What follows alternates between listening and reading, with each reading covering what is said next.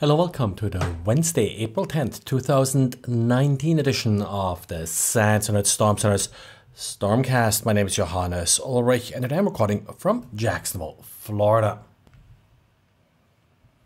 Today, of course, we need to start with Microsoft's and Adobe's Patch Tuesday. Microsoft fixed 74 vulnerabilities, 16 of which are critical, and for 2 of these vulnerabilities, we actually already have exploits in the wild.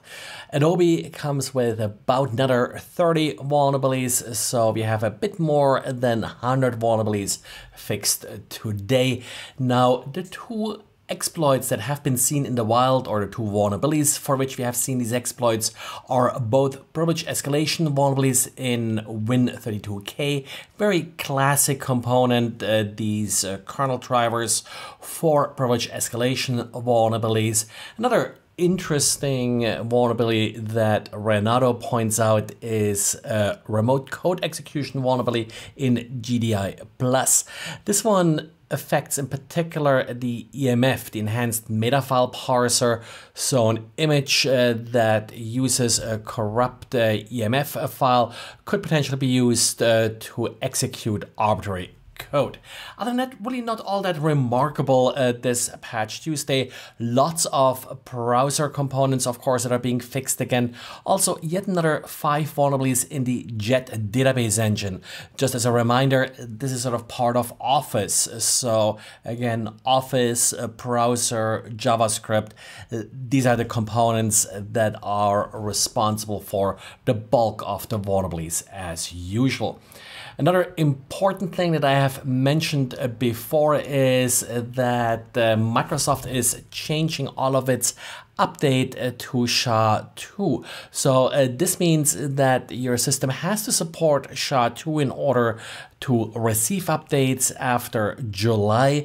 Today, Microsoft did include an update for Windows Server 2008 SP2. If you don't apply this update, then you will not be able to receive any patches come July. The Adobe patches actually sort of stretch the entire product portfolio of Adobe. It's not just Adobe Flash Player, but that's a part of it. Then, of course, Adobe Shockwave Player, Adobe Dreamweaver. I don't think we have seen a patch for that in a while. And in particular here, it's about the SMB protocol. So this is where SMB links can be used in order to trick a system to connect to a rogue SMB server that will then accept credentials from the system. We also have patches for Adobe XD Creative Cloud and Adobe InDesign and the Adobe Experience Manager forms, which I think we had patches for that last month. And the usual reminder when it comes to Adobe Flash, this technology has officially been end-of-lifed by Adobe.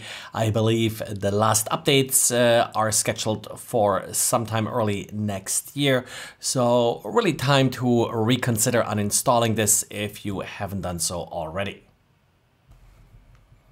And then we got some news from Germany that I think may be interesting for a larger audience than this particular notice by the German police. And it affects a scam that I've seen in the past being used more by North Korean sort of state actors than actually sort of by cyber criminals. But looks like the overall scam is now sort of being used more broadly. The trick here is that the attacker will send a Word document to an email address at a restaurant, and typically the email implies that the sender is a victim of food poisoning, believes to have been subjected to bad food in this particular restaurant. They typically do attach an image of an individual that looks like they have some kind of allergic reaction or so in their face. And then, of course, a Word document that apparently is either being called a preliminary diagnosis from a doctor or some legal documents. So this is one of those cases where it's really hard not to open the document.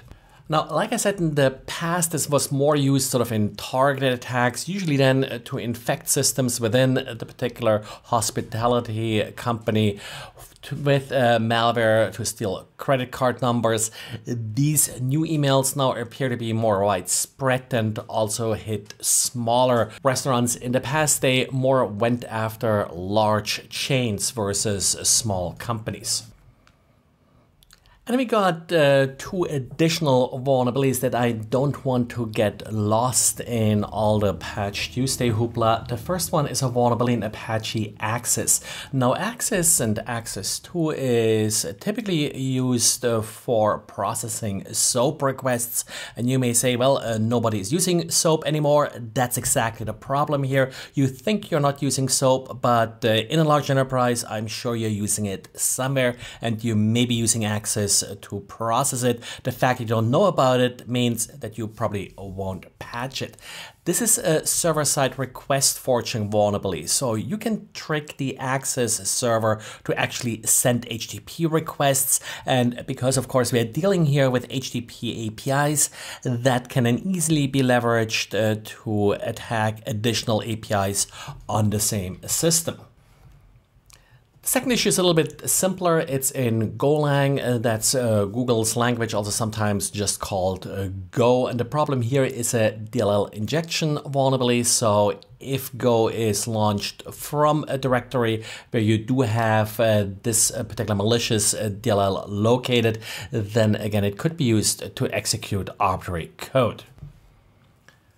Well, enough patches and vulnerabilities for today. Thanks for listening, and talk to you again tomorrow.